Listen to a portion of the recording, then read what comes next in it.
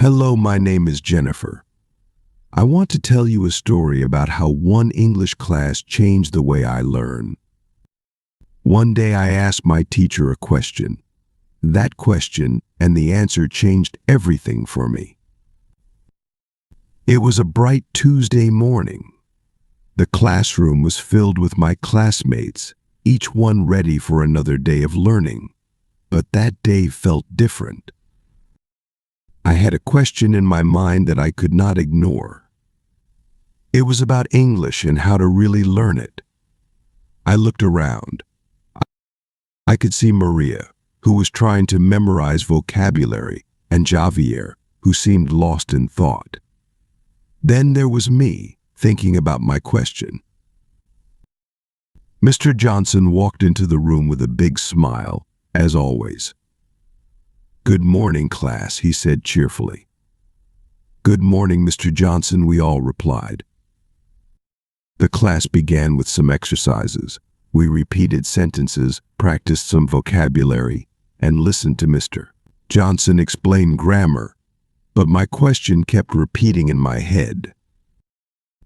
Finally, I raised my hand. "Yes, Jennifer." Mr. Johnson looked at me, his eyes full of curiosity. "Mr. Johnson," I started slowly, "how can I learn English correctly? I study a lot, but sometimes I feel like I'm not improving.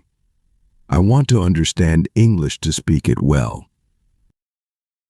Mr. Johnson smiled as if he had been waiting for a question like this. "That is a wonderful question, Jennifer," he said, "and it's a question many students have. Let me tell you about some techniques that will help you." The room fell silent. All my classmates, even those who are usually distracted, looked up, ready to listen. "First," he said, "is reading. But not just any reading, reading out loud. This way you're not just seeing the words, you're also hearing yourself. When you hear yourself speak English, it becomes more real. You get used to the sound of English in your own voice." My notebook was open, and I quickly wrote down, read out loud. "But don't worry if you make mistakes," he continued. "Mistakes are a natural part of learning. Every mistake helps you learn." Then Mr. Johnson moved to the second technique, called shadowing. "Shadowing is very powerful," he said.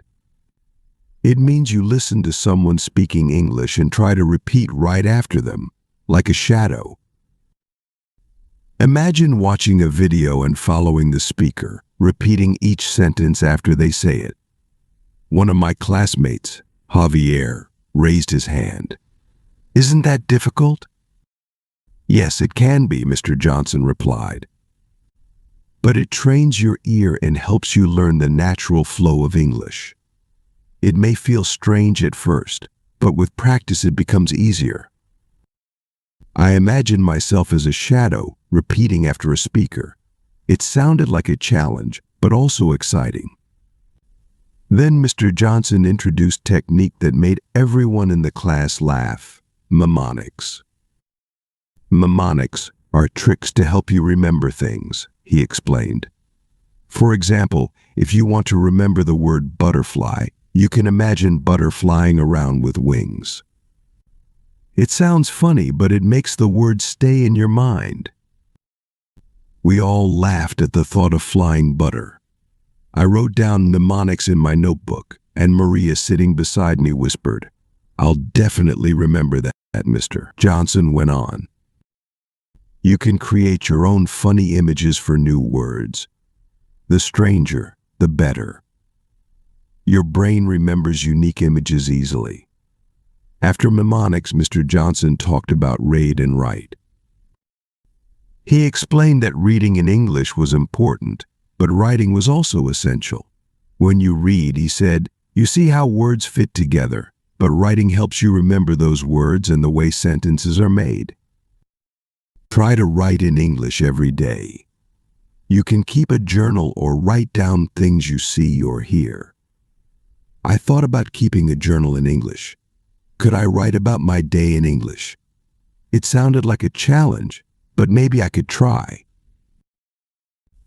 Julia, another classmate, raised her hand. Mr. Johnson, can we copy English text to practice? Yes, Julia, he replied. Copying sentences or even paragraphs from English articles is very helpful. It shows you how to structure sentences and you start to remember the way words fit together. He paused, looking at all of us, making sure we understood. Then he shared another idea. If you have someone who can read in English to you, you can write what they say. This combines listening and writing, two skills at once. I imagined asking my brother to read a paragraph while I wrote it down. It seemed like a good way to learn, so I made a note to try it. But Mr. Johnson wasn't finished. He looked around the room, making sure everyone was paying attention, and then he shared his final advice. Remember, he said, all these techniques are effective when you do them every day. Just like building a house, you need to add a brick each day. Consistency is key. Practice every day, even if it's only for a few minutes. I felt a wave of motivation. Small steps every day. I could do that. After the lesson, a few classmates stayed behind to ask more questions. I stayed too, listening as Maria asked about listening to English songs. Mr. Johnson said that songs are great because they help with pronunciation and rhythm. I decided I would listen to one English song each day and try to sing along. Javier asked if we could watch English movies. Mr. Johnson said yes, but to use subtitles in English, not our native language, and to pause and repeat the dialogues. It was all about practice, he explained. Movies, songs, books, everything in English helped. The next day I started trying these techniques. I read a small book out loud, feeling a little silly at first, but it got easier. I watched a short video trying to shadow the speaker. It was hard, but I kept going. I wrote in my journal about my day, making simple sentences. Over the next few weeks, I noticed changes.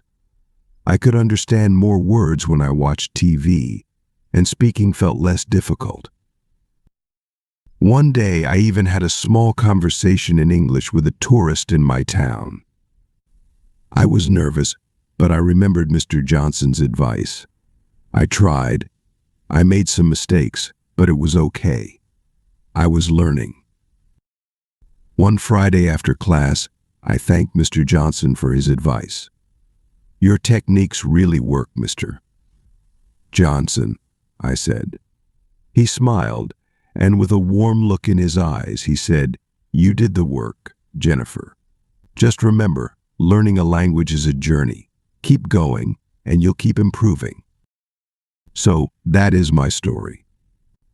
If you are learning English too, remember, every day, small steps.